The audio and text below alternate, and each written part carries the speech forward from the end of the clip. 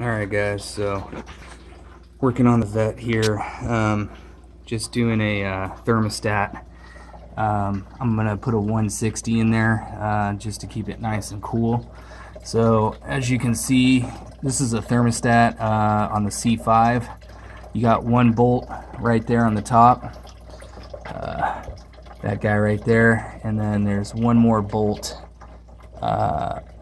down below. It's not too bad, just a 10 millimeter 10 millimeter ratchet with a socket, and I just put a low profile pan down there, so you don't even need to jack up the car.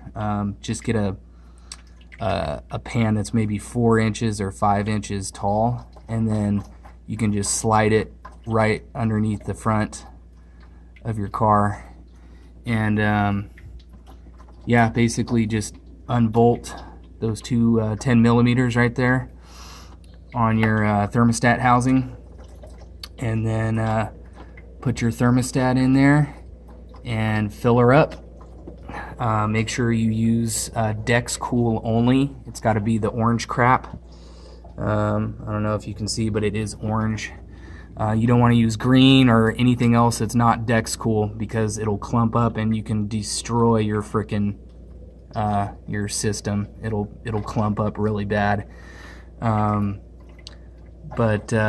so then basically you put in your new thermostat right there and fill up the system, and you're gonna run the car until it gets to about 170, 180 degrees, because then the thermostat's going to open up, and then the coolant is probably going to drop a little bit. So at that point, you just want to let the radiator open up, or let the thermostat open up, and then the level of the coolant will probably drop a little bit. So then you could just add more coolant,